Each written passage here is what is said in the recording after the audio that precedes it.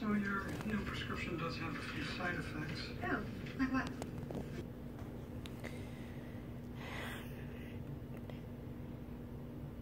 First off, I want to say, welcome to the future and the new era of recovery.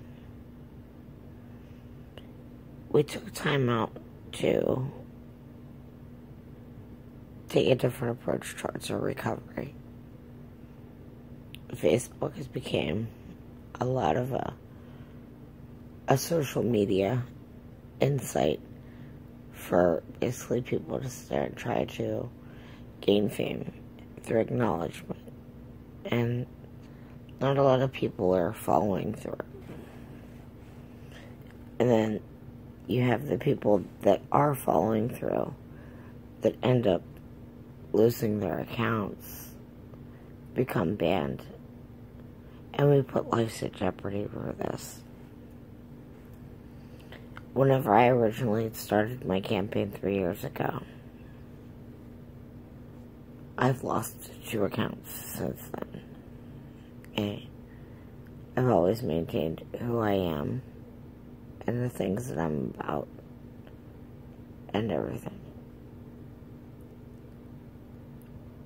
We became a bunch of resentful people that instead of realizing that our message might help one individual, we're too busy trying to bash each other and compete.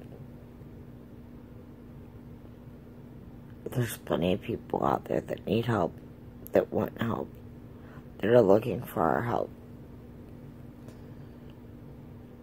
I'm 54 minutes into watching my Uncle Tim and his A&E special. I want to take this time to explain something. Most of you don't know anything about me, and that's fine. I don't brag. At this point, I'm not bragging, I'm just letting you know what one person can do and one person's capable of. People have asked me, well, what is it that you've done that makes you be able to, point out other flaws within the community.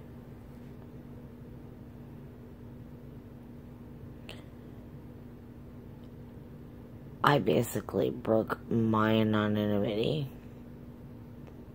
a long time ago. I've never been shy about the fact that I'm a drug addict. I've never been shy about the fact that I'm in recovery. I'm very honest with the things that I do. I have my own individual treatment plan. Okay, my individual treatment plan might not be the same as yours. That's okay. My path hasn't been the same as yours. I surround myself with an amazing group of people that are very inspirational and they're very motivational. These individuals have provided so much insight and so much hope. I wanted to do this because I wanted Uncle Tim to know exactly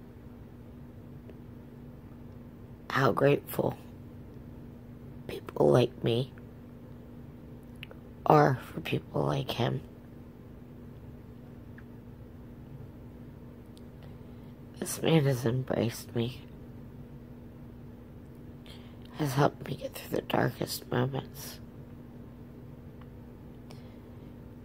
He has helped so many other people. And let me tell you, I'm a small town girl from rural western Pennsylvania. Okay. Never in a million years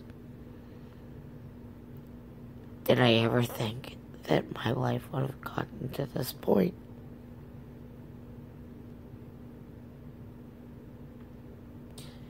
Do I resent my life? Every day. But it's not my life that I resent. It's my existence.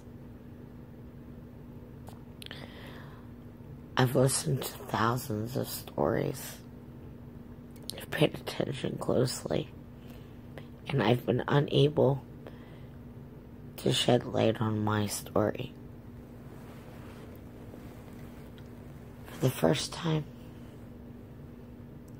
I don't feel like I need to be edited and letting it go.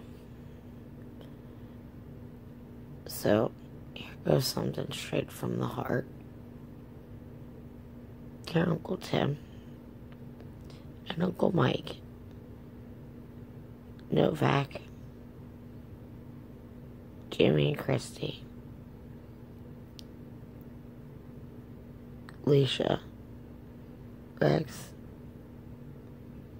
everyone who has been with me through all of these different things that I've had to learn along the way. You all have been such a great help throughout everything. You've made it possible for me to realize that there is a way for me to be able to help other people. Here we go with the official My Story. 37 years ago, I was born to a 14-year-old.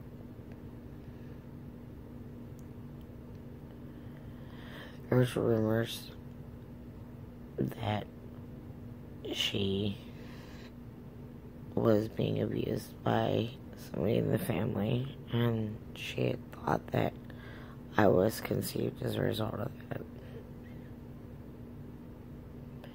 She looked at me as her way to start over, to create something, a foundation in which she wasn't alone, and she was in control, and somebody would love her unconditionally and not betray her.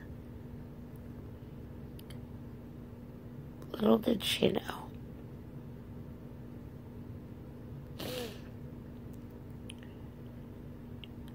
at the age of 17,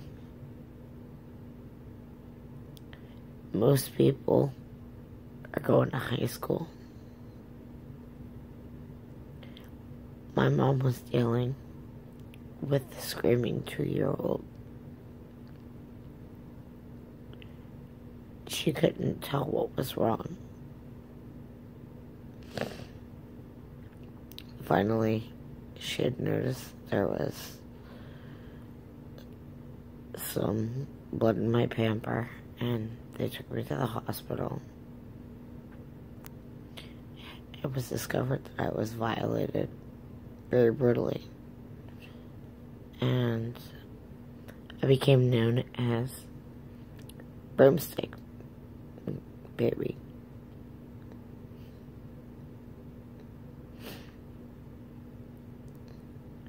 I lived in a small town. Everybody knew everybody else's business. Everywhere you looked, you had shadows cast upon you.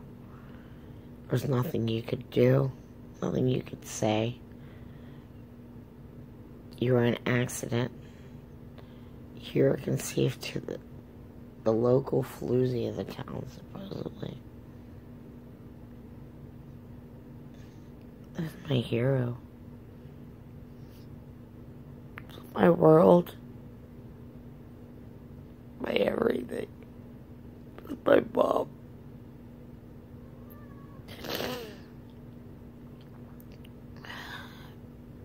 Most of you don't know. 4 months ago, my mom was moved to a different hospital, but it was only a separate wing. One day I called to get a checkup on her,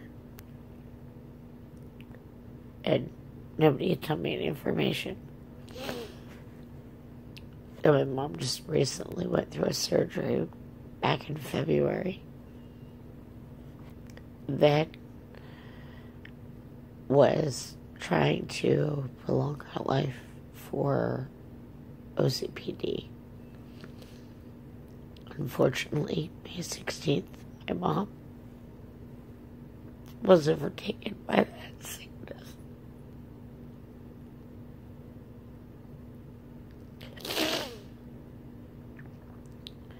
I had 7 days to make amends for a lifetime of wounds.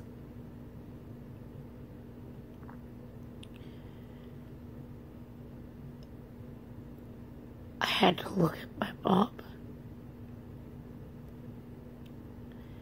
and just let her know how much I loved her. And reaching out to my mom was the hardest thing I've ever done. Because I always felt like I destroyed her life.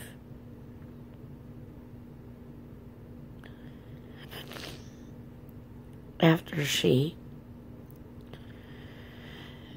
found out about my abuse, I think that secretly it drove her nuts, because that was what she was trying to escape. She was supposed to protect me. My mom's last words to me were she was sorry she failed me. My last conversation with her was,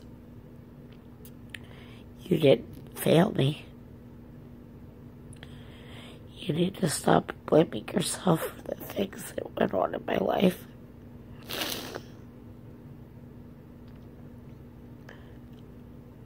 Like I said, I've listened to thousands of stories, and I knew my mom was sick.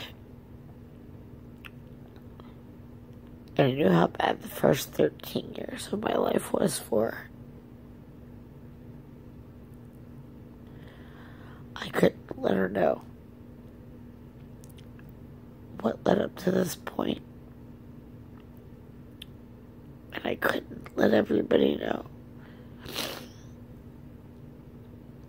what ended up transpiring in my life in order to provoke such a different outlook and aspect at the world. I might be 37 years old, but I have the wisdom and the pain of several lifetimes. I come at you with this story, not because I want you to feel sorry for me, but because I want you to see life as it really is. My name's Amanda. I'm a survivor. I overcame hurdles far beyond your imagination. I never had a shot at innocence. That was taken from me at a very early age. But yet I always remained positive. I've always been strong-willed. I've always been determined. And I've always believed that there was something better to life than me being here.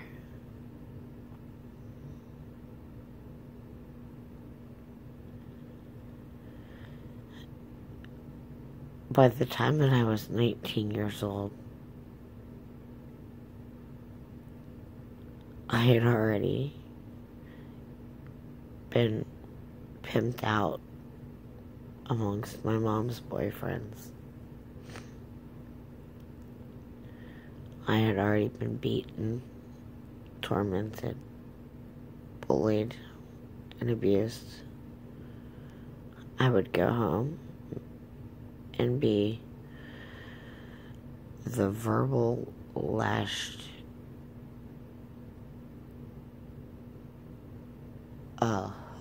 just the things that were said, you know. Even now, whenever I wake up, I feel nauseous. I'm so nervous to be around people. The only thing that I ever knew was my mom. And then my mom left me walk out the door when I was trying to protect her. You see, my mom thought it was okay to let guys walk all over her and beat her and treat her like she was nothing. I slept with my mom in the car when we had no place to go.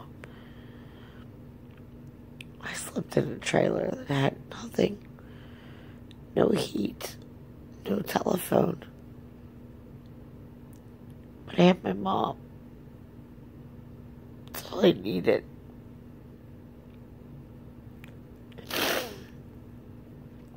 I was all she needed. And I wanted her to know that together we could do anything. We could overcome anything. My mom didn't see things that way. My mom saw the path that was going on. And she knew she had to make a choice. She left me go and meet my real father. At this point in time, I had just found out after skipping school one day and seeing people who were cutting a tree down of the road. I got curious. I skipped school intentionally because my back was so raw and sore from being beaten the night before. Because I ate the last butter sandwich. And Mom came home from work mad.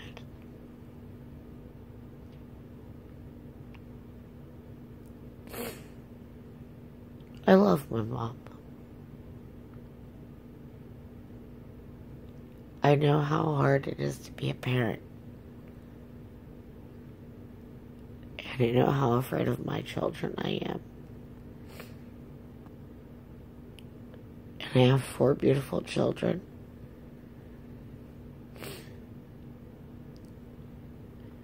Before I could completely tell my story, I had to let them know, or try to let them know, what had happened and explain it to them.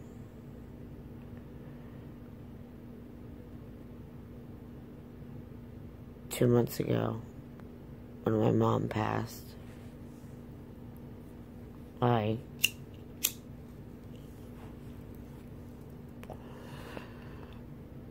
have not been the same since.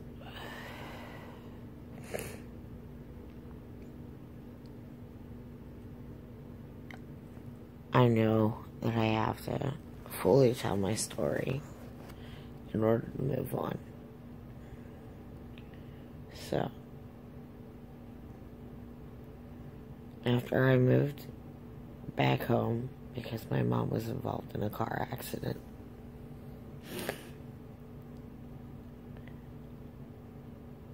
I was 13 years old by this point.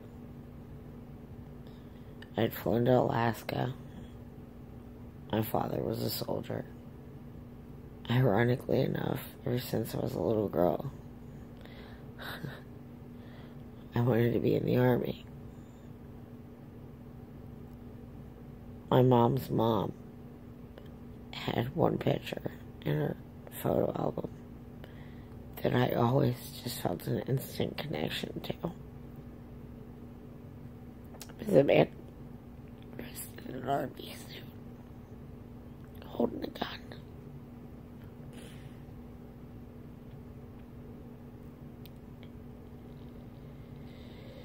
When I was told about my dad,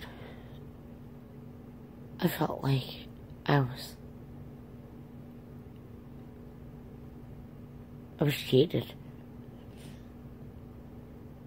I felt like I wouldn't have went through all the sexual abuse that I went through. All of the torment, all the pain, all of the beatings.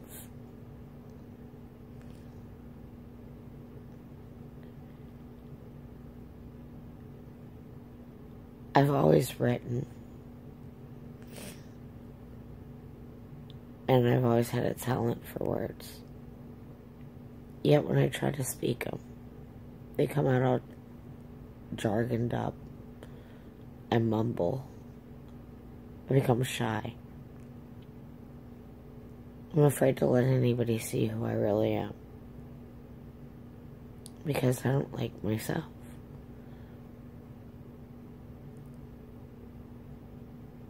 I don't feel like I'm worthy enough to be loved.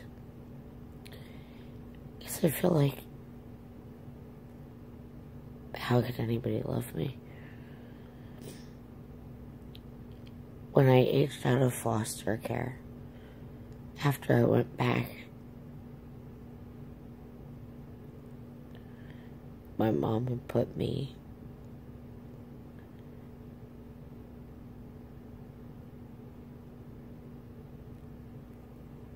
into a temporary situation where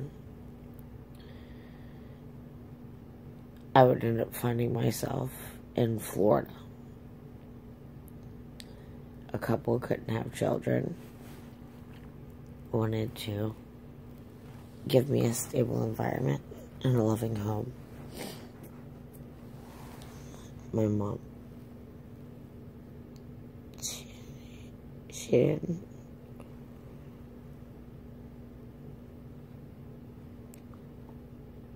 I don't mean to say it this way, but this is the way I feel. She didn't want me. It was always just pass her off to whoever will take her. And then it became, why would I want to stand, let people see who I am? I'm not going to be in one place long enough. And if I don't measure up, then I'm not going to make it. Oh, Florida.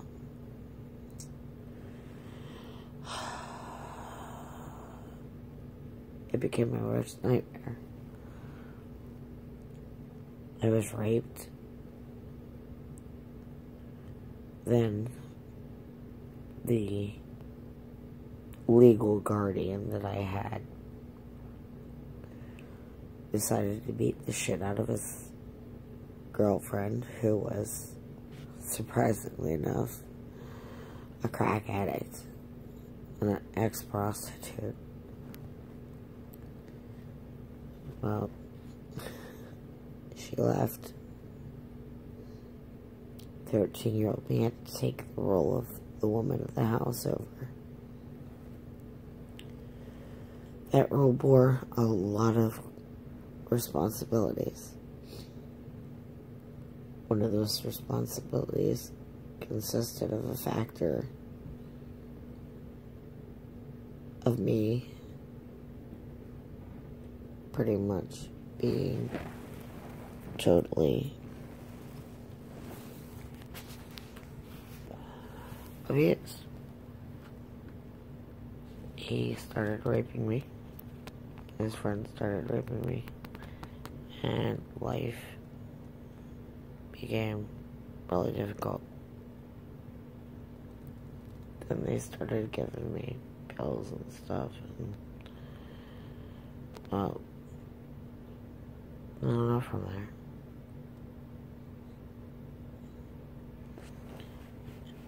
After all was said and done, my mom comes down and finds a tape of a sex party. Yeah, I'm a victim of child pornography as well.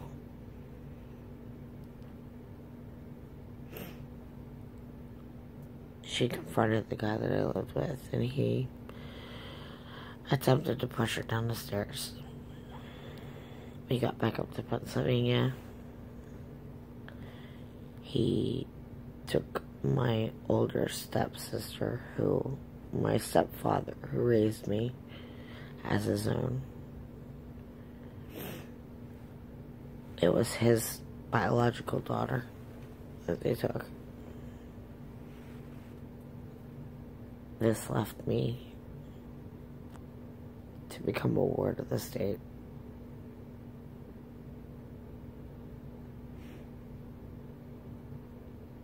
Whenever I first got to the YMCA shelter, I ran away.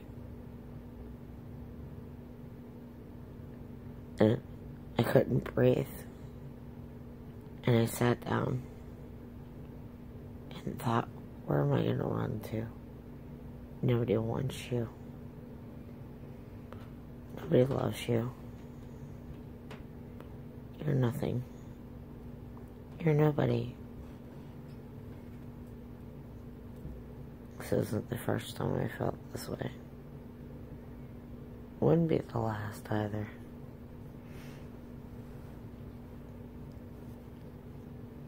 This is my childhood.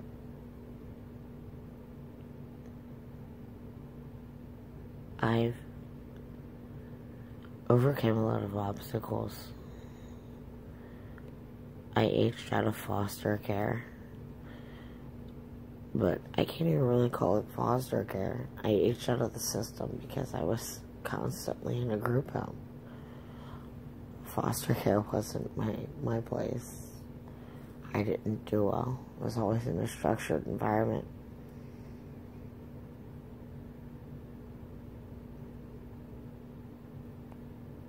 By the age of 19, they had given me an apartment.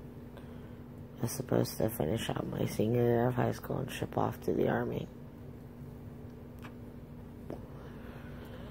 My dreams were short-lived whenever I couldn't pass a psychological evaluation.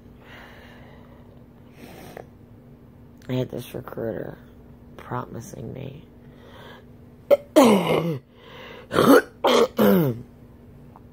this way to reinvent myself, to no longer be known as the person that nobody wanted, to establish something to be proud of, only to have it torn away. But then again, this is me. It's the story of my life. I moved down to Maryland, and ironically enough, whenever I was 13 and I was in placement, I had written an essay and was chosen out of, I think it was 8 people, to go on a educational adventure. And it consisted of us traveling from Pennsylvania down to Washington, D.C. Ironically enough, we stayed in Silver Spring. Whenever I turned 19, I moved to Maryland, near downtown Silver Spring. So I didn't remember until a couple of years ago, after getting sober, whenever I moved down here,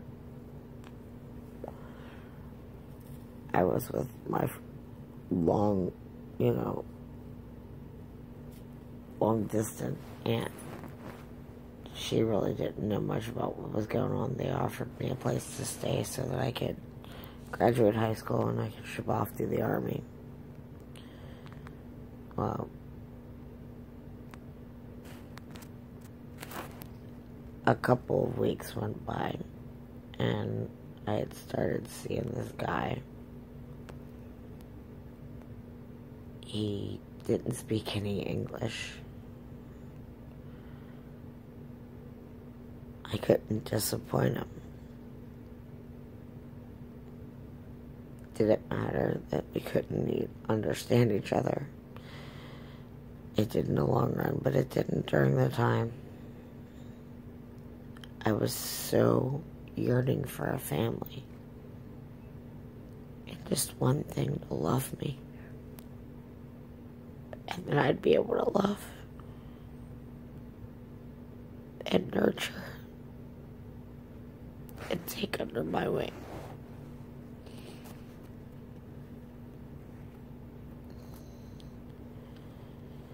He needed a green card. He was here illegally. I had a social security number. I could give him that green card. It wasn't much. And I had an instant family.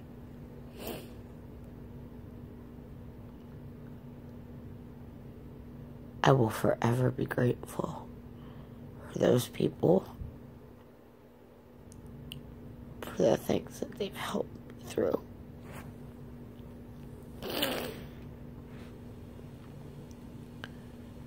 I feel so bad for my children, though, because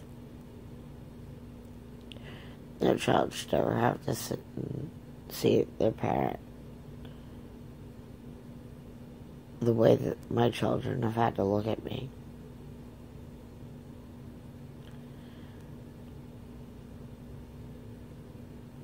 I'm not shy about letting my kids know what I've done, simply for the fact that I'd much rather them hear the truth from me rather than listen to the sordid rumors. And I believe that silence is the number one factor that creates the problems that underlie our addiction. At least I know from my personal experience.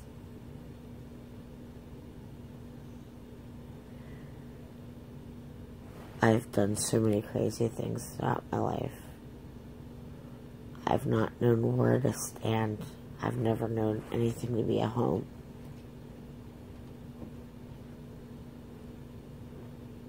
So,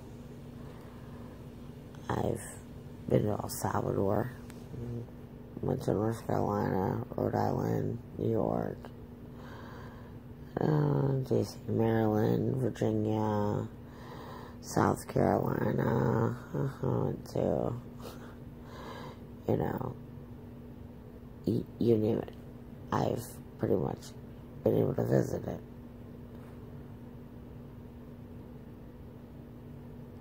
The past 5 years, I wanted to establish